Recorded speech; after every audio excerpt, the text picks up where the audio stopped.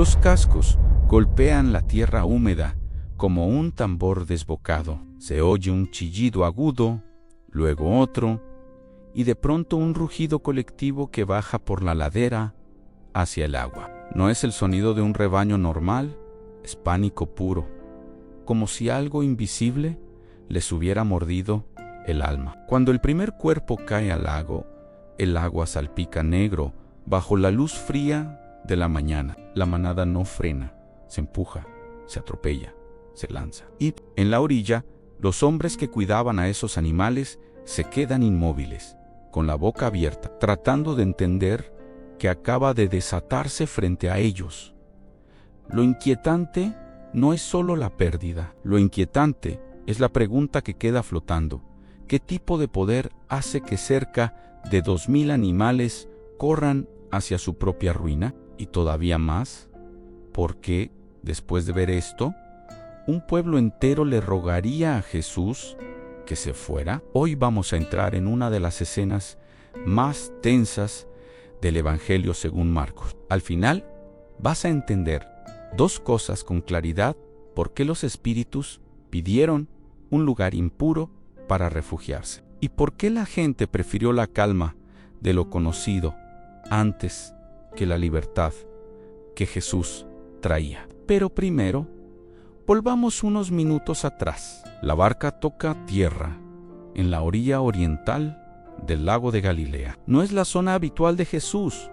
El aire huele distinto, la tierra parece menos familiar y las colinas guardan silencios raros. Aquí no hay una sinagoga esperando, ni una multitud curiosa formando pasillo, solo un camino estrecho y, a lo lejos, piedras apiladas que anuncian sepulcros. Jesús baja con los suyos, y antes de que alguien pueda decir una palabra, algo se mueve entre las tumbas. No es una sombra tranquila, es una figura humana que corre como si huyera de sí misma, tropezando, gritando, sin dirección, pero directo hacia Jesús. El hombre llega con la respiración rota y el cuerpo marcado. Lleva heridas abiertas, piel sucia, cicatrices recientes y antiguas, y restos de cadenas colgando como si fueran recuerdos de intentos fallidos. No parece un enemigo con estrategia,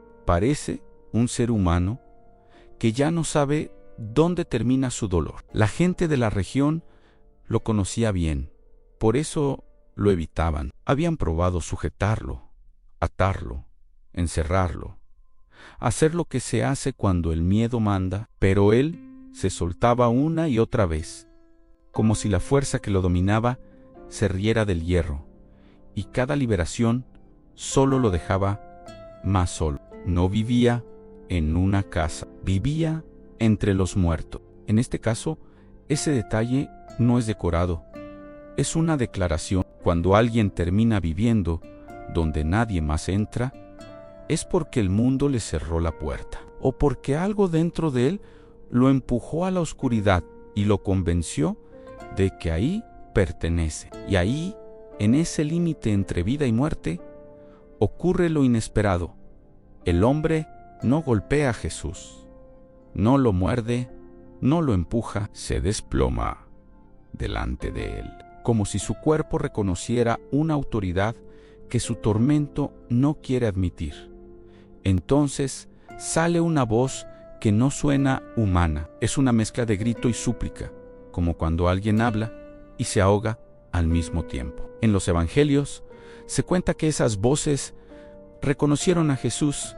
Sin dudas, no lo trataron como un maestro cualquiera, sino como el Hijo del Dios Altísimo. La escena es extraña porque invierte los papeles. El hombre que era temido por todos está abajo, y aquello que lo controlaba, que había hecho de su vida un infierno cotidiano, ahora suena asustado, no porque Jesús haya levantado el puño, sino porque simplemente está ahí.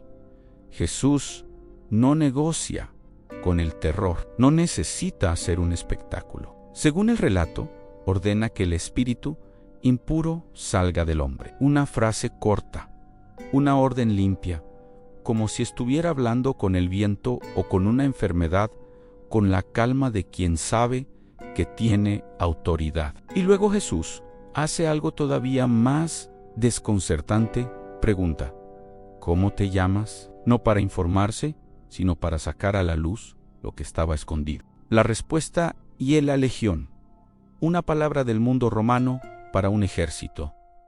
No significa tengo un problema, significa somos muchos. La opresión no era un susurro aislado, era un coro, y cuando imaginas a un solo ser humano cargando con muchas voces, con impulsos contradictorios, con violencia y vergüenza mezcladas, entiendes por qué vivía lejos de todos. A veces lo más cruel del mal no es la fuerza, sino el aislamiento que produce. Te convence de que nadie te entendería, de que si te acercas, te rechazarán, de que tu historia ya quedó arruinada. Y ese hombre era el rostro visible de esa mentira. Un ser humano convertido en advertencia para los demás. Los espíritus suplican. No discuten el poder de Jesús, discuten el destino. En otra versión del relato, se dice que le pedían una cosa con insistencia: no nos envíes al abismo. La palabra suena profunda, y lo es, porque la Biblia usa esa imagen para hablar de prisión y límite. No es fácil describirlo sin simplificar. El abismo aparece en textos bíblicos como un lugar de encierro para fuerzas espirituales, una especie de profundidad donde no se actúa libremente. No todos los detalles son explícitos y muchas interpretaciones intentan unir piezas, pero el punto es claro: le temían al confinamiento. Hay cartas del Nuevo Testamento que hablan de seres espirituales guardados en oscuridad, reservados para juicio. No es un mapa del más allá, es una advertencia de que el mal no es eterno ni soberano, y en esa orilla, los que parecían invencibles hablaban como prisioneros que saben que su tiempo se acorta. Esto importa porque cambia la lectura del episodio. No estamos viendo a Jesús probando suerte contra una fuerza incierta. Estamos viendo a la oscuridad reconociendo que hay un límite y que ese límite tiene nombre. La autoridad de Jesús no se negocia, se admite aunque sea con rabia. Entonces viene la petición que desconcierta. Piden permiso para entrar en una manada de cerdos que pastaba cerca. Es una imagen extraña, casi absurda si la cuentas rápido, pero no está puesta ahí para ser un detalle raro. Está puesta para que preguntes, igual que ellos, ¿por qué? En la ley de Israel, el cerdo era un animal considerado impuro. Para un oyente judío, no era solo un negocio, era una señal de distancia con lo santo. Pero esa región era casi en su totalidad gentil, con costumbres distintas, y una manada así podía representar sustento, comercio, estabilidad para varias familias. Aquí hay una posibilidad que se suele mencionar: estos espíritus parecen buscar alojamiento. A lo largo de los relatos bíblicos, lo impuro no se presenta como algo que flota sin dirección, sino como algo que intenta habitar, influir, dominar. No lo afirmo como fórmula mecánica. Es una lectura a partir del patrón narrativo. También hay otra lectura igual de inquietante. Tal vez querían exhibir su naturaleza, porque cuando reciben permiso, lo que ocurre después no construye nada, no cura nada, no mejora nada, solo precipita destrucción. Y eso encaja con el retrato bíblico del mal como fuerza que desgasta y arruina. Jesús permite, no porque necesite complacerlos, sino porque el relato muestra que incluso esa concesión está bajo su control. Lo que ellos piden, lo piden con permiso. Y ese detalle es clave. No se mueven como reyes, se mueven como acusados. Y ahora sí, Volvemos al sonido del inicio. La manada se agita como si un golpe de miedo hubiera pasado de cuerpo en cuerpo. Los cuidadores gritan órdenes inútiles. Los animales se empujan. La tierra tiembla bajo cientos de patas. Y en cuestión de segundos, la ladera se vuelve una avalancha viva. Se lanzan al agua. El lago traga ruido, espuma, aire y muerte. El último chillido se apaga como una vela mojada y por un instante hay un silencio que pesa más que el griterío. Es como si el paisaje mismo quedara suspendido, tratando de procesar lo que acaba de ver. En esa quietud, el foco cambia. El hombre, el que antes desgarraba la noche con gritos, ya no se golpea, ya no huye, está ahí, respirando, temblando quizá, pero presente. Y lo más impactante no es que parezca más calmado, es que por primera vez parece ser él. Si este momento te está tocando, ayúdame con algo simple.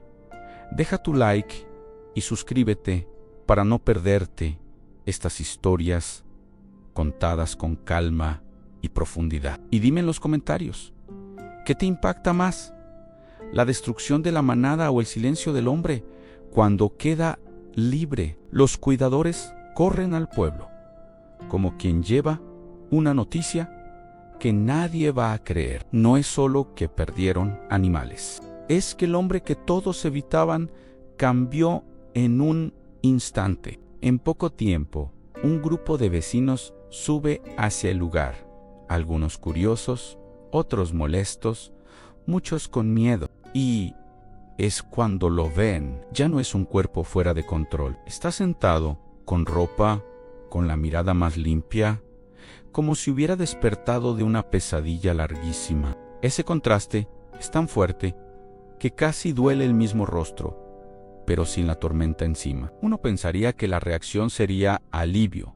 Por fin podrían dormir sin escuchar gritos desde las colinas y celebrar una vida recuperada. Pero el relato dice que se asustaron, y ese miedo no iba dirigido al hombre, iba dirigido al que lo había liberado. Aquí aparece la pregunta moderna del episodio. ¿Por qué nos da miedo la ayuda cuando es real? A veces porque la ayuda verdadera no llega a decorar tu vida, llega a reordenarla. Y en esa orilla, la libertad del hombre tenía un costo visible.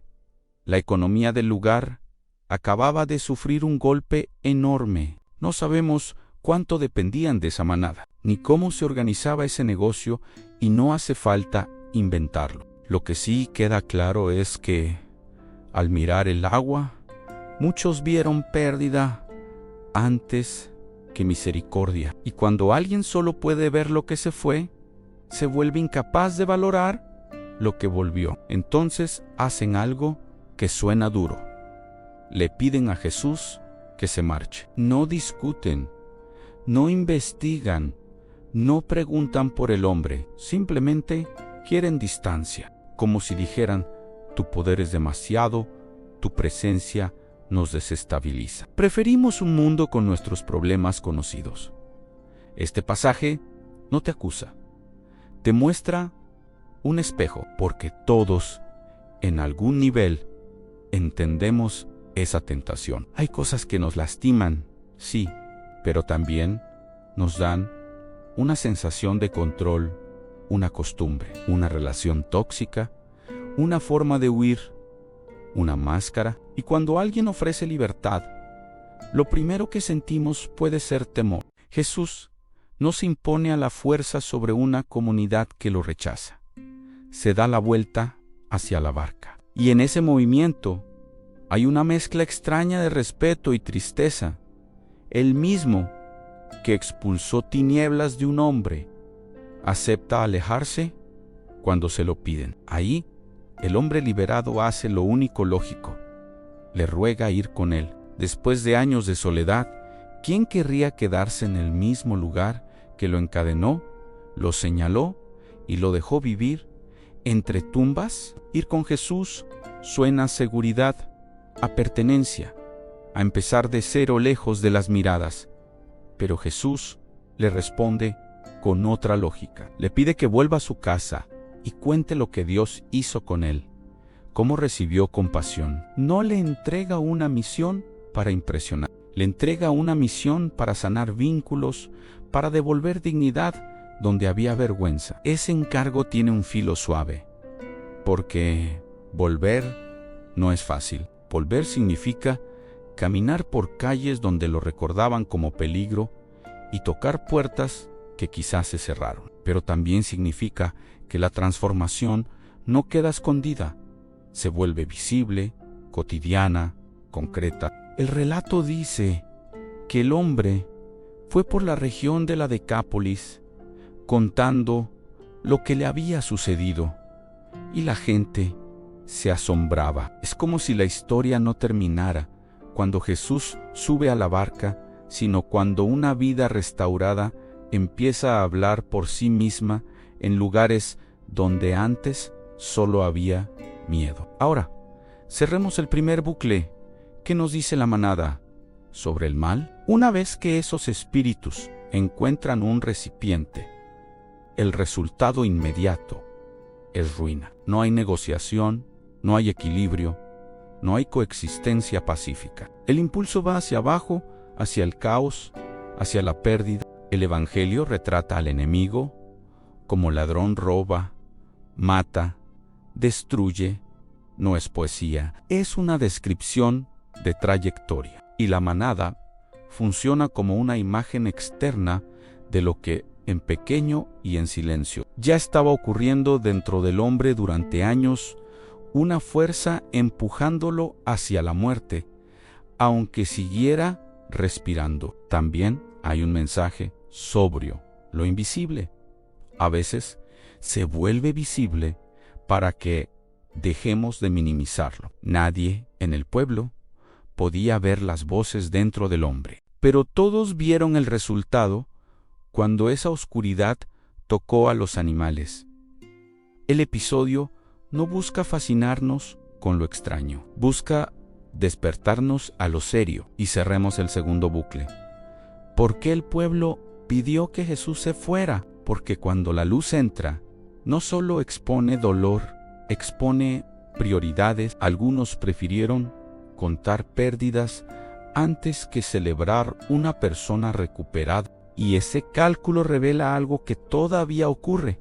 Nos asusta un Dios que toca lo que consideramos intocable. Quizá por eso este relato sigue incomodando, no por los espíritus, sino porque muestra decisiones humanas. El milagro no fue negado, fue visto, y aún así se eligió distancia. Es posible reconocer que Jesús tiene poder y al mismo tiempo no querer que se acerque demasiado. Y aquí, sin moralizar, te dejo una pregunta que vale la pena llevar a la vida real. Si Jesús entrara hoy en tu historia y empezara a ordenar tu caos, ¿qué parte de tu estabilidad sentirías que está en peligro? No siempre rechazamos a Dios por incredulidad. A veces lo evitamos por miedo a cambiar. Lo más hermoso es que Jesús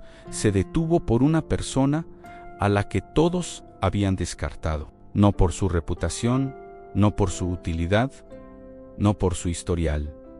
En esa orilla no había aplausos, había gritos. Y aún así, la compasión llegó caminando, sin pedir permiso al miedo del pueblo. Tal vez te identifiques con el hombre, no en lo extremo, sino en lo íntimo. Una vergüenza que te aísla, una culpa que te susurra, un hábito que te domina, una ansiedad que te rompe el sueño. Si algo dentro de ti te empuja a vivir entre tumbas, este relato te recuerda que tu historia no está cerrada. No hace falta tener palabras perfectas para acercarse a Jesús. El hombre ni siquiera alcanzó a explicar su problema. Lo profundo salió a la luz en presencia de quien podía enfrentarlo. Hay esperanza en eso. A veces lo que no sabes nombrar, Dios sí lo ve y no se espanta. Y también hay una invitación suave.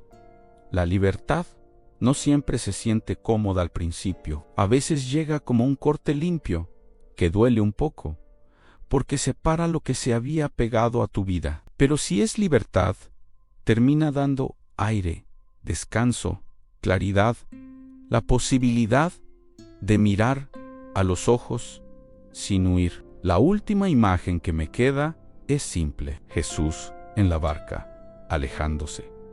El agua abriéndose en ondas pequeñas. En la orilla, un hombre que antes gritaba al cielo, ahora guarda silencio. Y luego se da la vuelta hacia su gente, no para asustarlos, sino para contar que recibió misericordia. Quizá esa sea la respuesta más actual de este episodio. El poder de Jesús no solo expulsa oscuridad, también devuelve una voz. Y cuando una voz vuelve, vuelve también un futuro. Entonces, dime con honestidad si hoy, el llegar a tu orilla, le pedirías que se quede o que se vaya.